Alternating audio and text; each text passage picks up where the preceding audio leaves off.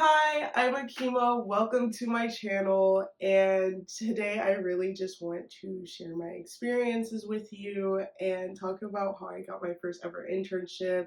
This is my first ever video, and I really just want to create a space where I can share my experiences and hopefully something I've learned or something I've done can help you do something that you want to do or something that you want to learn.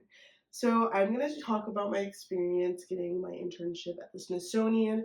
This was 2 years ago, so obviously things are a little different now, especially with like the new president in office and just the amount of time that's gone by and like even still like re-emerging from like COVID and different things like that. So yeah, I kind of just want to share my experience and hopefully you can learn something from me.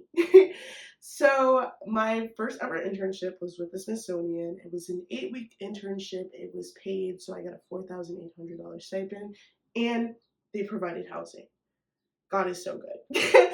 For a comparative women's studies major, finding an internship is really, really, really, really anything. Honestly, internship, job, scholarships, hard. It's just hard. You're kind of in a space where, STEM is kind of the big thing right now. So when you're like in the humanities and then on top of that, you're like doing something that in current presidential office is really frowned upon, it can be a little more difficult to navigate, but it just means you have to be a lot more creative about how you go about different processes and what you do in order to combat change. So this internship, I pretty much kind of like the process of how I got it because I want to go through like the who, what, when, where, why, and how, and kind of just everything that went on. I started doing research during winter break of my freshman year. So maybe like winter break, right after winter break.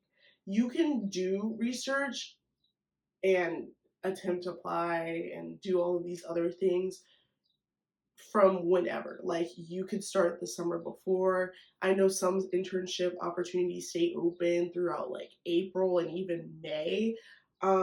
So that's really a whole different process in itself. And I'm gonna make a whole other video about like different processes, like my research, what I do, how I go about doing internships. So yeah, this was my first ever internship. I have gotten two more technically. We'll talk about all that in different videos. So basically what I did to find the Smithsonian internship is I think I was really just Googling stuff and going through school emails. Now I know schools can send a lot of emails, but there's sometimes really good opportunities in those emails. So at least scan through your email. That's a really big thing. So I searched and scanned through my email. I can't remember which one I found it through. It might have been through my school. And basically, I found this internship through ECYC, which is the Emerson Collective Youth Collaborative, or Emerson Collaborative Youth Collective. I'll put the actual name right here so that you know what it's called. And I did this through the Leadership for Change internship through the Smithsonian Institute. So there's a lot of different things I did it through, but basically it's the Leadership for Change internships with the Smithsonian. I ended up getting the internship. The process was super simple. You need maybe like a letter of recommendation. I think you have to have two. You have to do a cover letter. You have to do a resume. I think that was like the most jazzed up stuff about it. So process super simple. You submit the application. You kind of just wait to hear back. And I think I heard back maybe, I think I applied in like January and I probably heard back in like late March, early April. It's kind of been a while. I don't know the exact time frame. I could probably go check my email. I'm not doing that unless you really want to know, and I can give it to you. The internship was only 8 weeks, so I heard back from them. It started in like mid-June and went to mid-August, so I worked throughout all of July, and of course through that time frame. So it's an 8-week internship. I get an email saying I'm accepted. Woohoo! And then you go through the entire onboarding process. So that process includes like, I think I'd have a background check and like they needed my fingerprints. Like, because it is government affiliated, you have to do some really high intense stuff sometimes. But just getting information, making sure you have like your routing number, accounting number, things like that to kind of just prepare you for getting on board. And the thing with this internship is not only do you have the internship, but through the through ECYC you get a mentor, and that was such a like really cool part of my experience as well. So you have your internship and then you have like your mentorship, which is like a super cool like collaboration, especially as someone who's a first year. So I get this internship. They provide housing, a stipend, and a travel stipend. And so housing is on George Washington's campus. There's basically one whole dorm where they just have interns. Like the whole dorm was just filled with interns. I don't think everyone was working with the Smithsonian, or it was like somewhat Smithsonian or related. I don't know. It was just like a whole bunch of college students and people who just graduated basically all together in one big dorm. So that was super cool. Dorming was super nice. I only had one roommate, and what it was like is you have like your main shared space with like a kitchen and a living space, and then you have two rooms. And technically, those two rooms have two beds. But because there were only two of us, I stayed in one room, my roommate stayed in the other room, and then we had two bathrooms. So she had a room connected to her, a bathroom connected to her room, and then I kind of had to go outside of my room to go to the bathroom, but I mean, it's okay.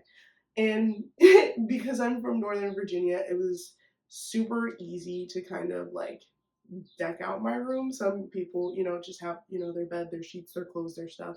Both me and my roommate are from the northern VA area, so we kind of like zhuzhed up our room a little bit since we were staying there for a while, and it was like super cool being there. So for interns who don't live super close, they provide a travel stipend. It was like $1,000 and some change, maybe like 1,200, and basically the travel stipend covers travel from to and from DC. And I know there were a lot of people from like California. That's where a lot of my friends were coming from, and other spaces. And basically, this kind of just helps to cover your travel expenses and stuff like that. So you may get more money if you live further away.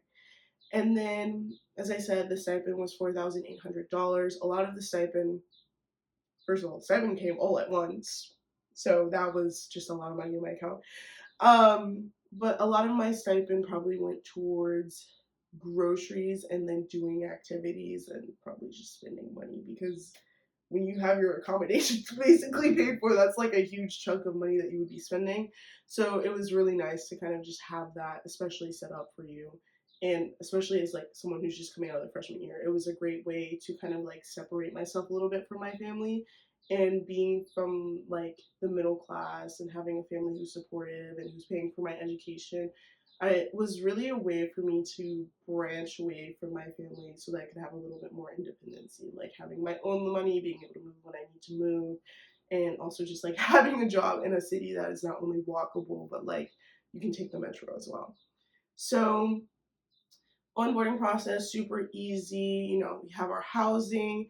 The biggest other thing is probably transportation. Because you get a stipend, I used part of my stipend for transportation and basically got a metro pass, and I was taking the metro to and from work. So I think I got like a monthly pass, and basically it'll like cover the cost of your metros for like a month, under like, they have like a whole bunch of different like passes. So just figure out how much your fare generally is and get the pass that works best for you.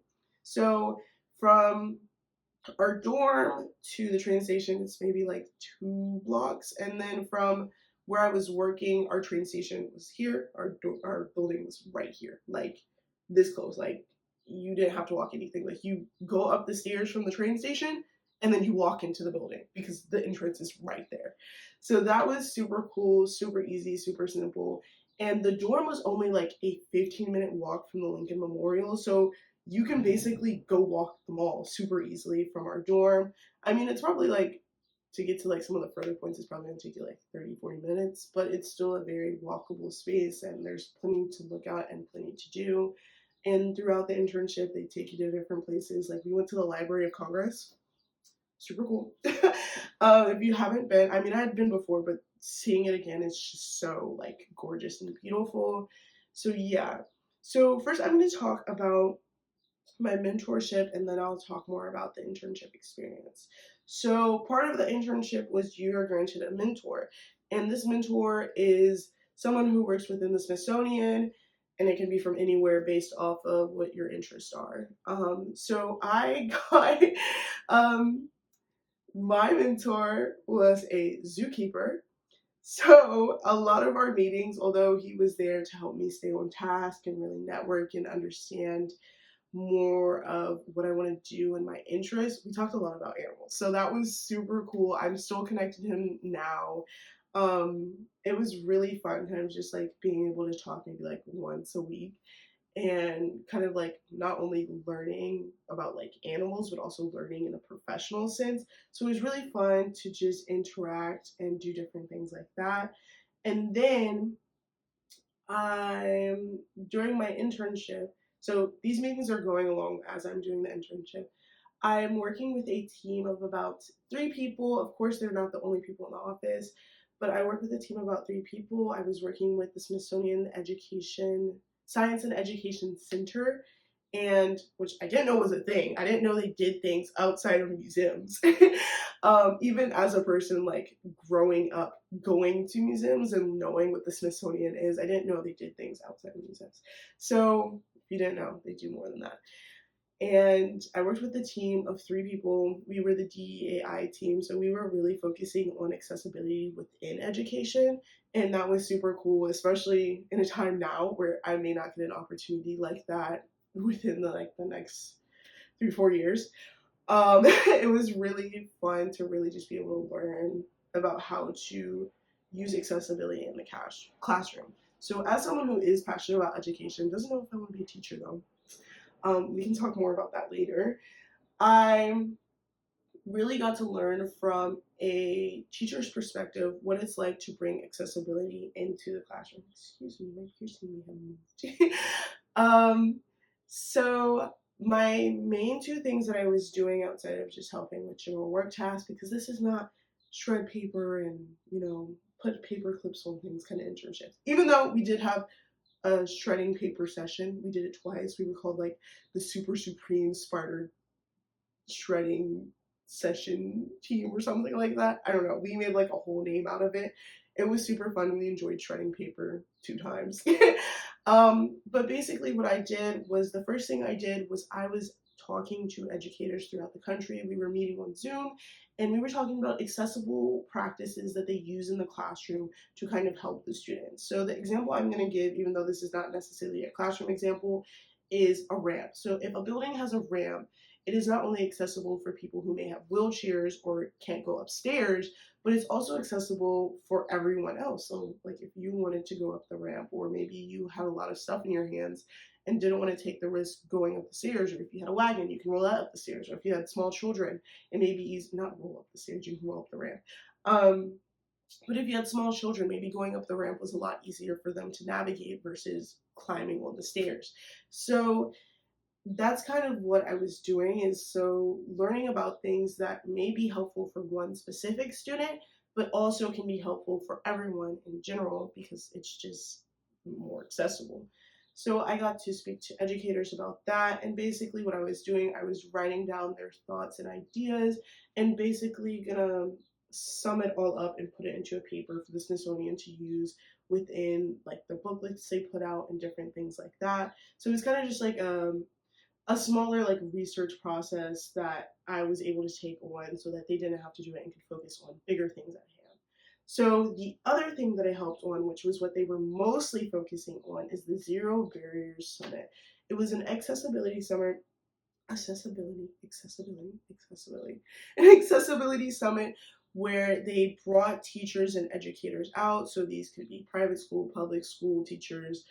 These could just be educators, so maybe someone who runs an educational program, and they bring them in and basically talk to them about accessible practices they can put into the classroom and sources they can use and people they can reach out to and just different things that can go into the learning environment so that the whole learning experience is more accessible. So basically, this was at Gallaudet University. I got to help set up, I got to help in the background work, putting things together, emailing people, putting name tags and like those little plastic things so you can clip it to yourself. I also got to help operate the summit, just like making sure things were in the right place, helping people navigate, signing people in. It was super duper fun because my mom's an event planner, so I kind of have event experience, and being able to do that in like a more like corporate America world was really interesting and such a great experience. And if you didn't know, Gallaudet University is the school for deaf and hard of hearing, if I'm not incorrect. And basically, like all the students and the staff there sign, and I think that is like the coolest thing ever. And like there was this really like beautiful mural with like hands and like different signs and different things like that. Super cool. And basically, it was a little further than my building, so basically I like took a train and then like got like a Lime bike, I think that's what they are, and biked to the campus. So it was like a really nice way to start my morning, and then being able to like help and see people. It was super fun. Oh, one detail I did forget to point out during my internship was that I worked on Monday, Tuesday, and Wednesday in person. I worked Thursday virtually, and then on Friday, I had the day off.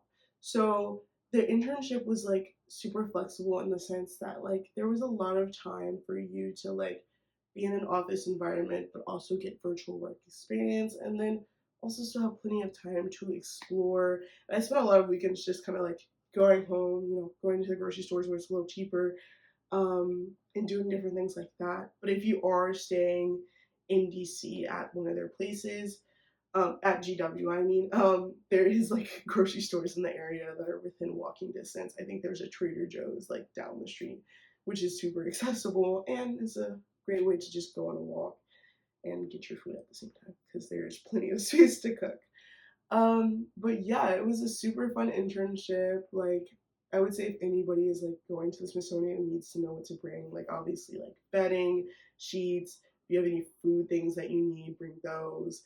If you have pots and pans, bring those as well because you're gonna need to cook and or like buy them and have them shipped there. Um, so there are a few things that you need. I can also go back and make another video about like what to bring to an internship. But yeah, it was super cool, super casual. We did wear business casual when we worked. So in some internships, you're gonna have to do that. I've had another internship where casual is like the attire. So I can talk more about my other internships experience, and I want to say that the Smithsonian is such a great place to work, and there's so many opportunities. Sorry if you can hear the ambulance in the background. I'm in DC as we speak. So, um, there are so many opportunities through the Smithsonian. If you would like to pursue a career with them or you want to do an internship with them, you can just go to their website. I know for the internships, they just have a whole website for internships. Like there's over 50 different kinds of internships that you can do there. And it's really cool to kind of just go through and see what aligns with your interests or things that you may want to do, especially if you're someone who's like in the humanities or even in like social science background. There's a lot of things out there for us there, as well as the arts.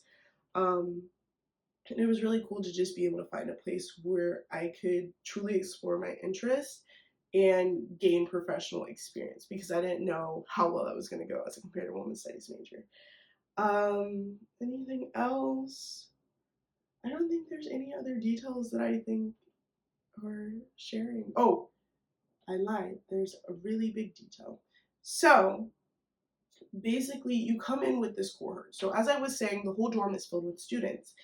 Well, not students, well, people who are there for the internships, most of which are students. And I made the most amazing group of friends, and a lot of them I am still friends with today, 2 years later, removed from this from this internship experience. So the people you're gonna meet are gonna be so amazing. You're gonna have so much fun. Like all of my higher ups were also really amazing, mentor amazing, people I was with amazing. Everyone was so amazing.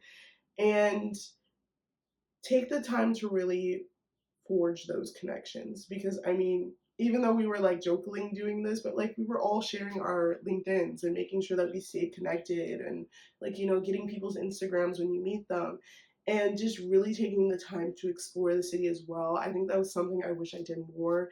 If you do have an internship in DC or you do have an internship with Smithsonian, explore the city, go outside. There's a whole bunch of just like free stuff to do. A big thing that I didn't go to was the Folklife Festival, which I think happens in June.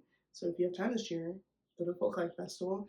And it's really just about culture and art and really exploring that through different cultural experiences, and really just getting out there and exploring and networking and connecting to people with like-mindedness, whether that be career-wise or lifestyle-wise or whatever it may be.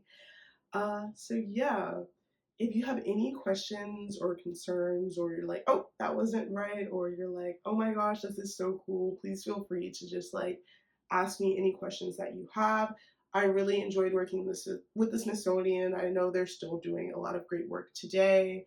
And even a few months ago, like they reached back out and I got to share my experience with like people who invest into these programs, and kind of just speak on my experience and how this like was so foundational as a first year coming out of my first year going into my second year. And it even led me to my second internship, which is what my next video is going to be about. Yeah, I did an internship in Alaska because the Smithsonian also sends people elsewhere, so they just don't have internships in DC. They had 2 interns in Alaska, and that's kind of how I ended up on my next internship journey. So I'll talk about that in my next video. But yeah, so thank you for watching. Please make sure to like, subscribe, and comment. And I will do a whole video not only on my second internship, but also on how to get an internship, kind of just like what my process has looked like and how it's changed throughout the years, because I've kind of just done different things each year.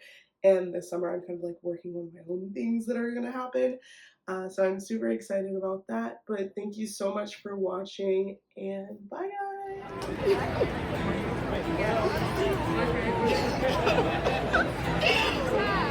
guys.